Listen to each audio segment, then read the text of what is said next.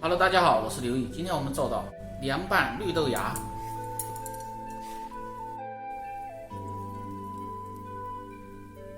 先切点胡萝卜丝儿，增加个颜色。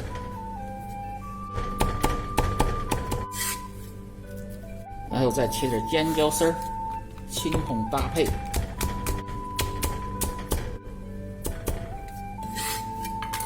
再剁点蒜泥。凉拌绿豆芽准备好，开做。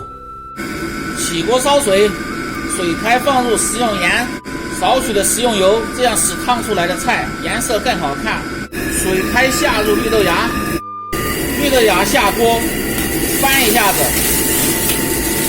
让受热均匀。然后下入尖椒丝儿，翻一下，开锅煮30秒即可倒出，关火。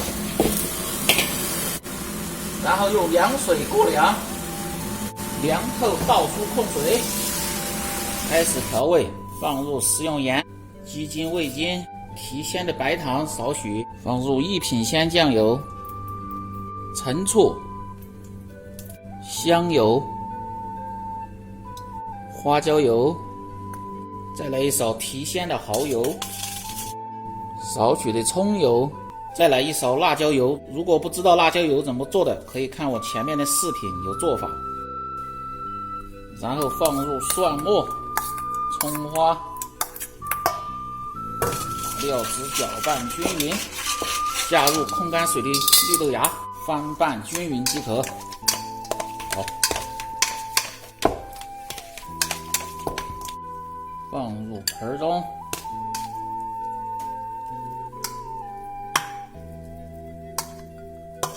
再撒入小葱花，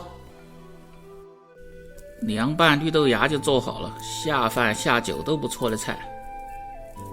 如果你每天不知道吃什么做什么的，就关注我，美食每天更新。好了，今天的视频就到这儿了。如果你喜欢我的视频，就点赞、评论、转发，感谢大家的支持。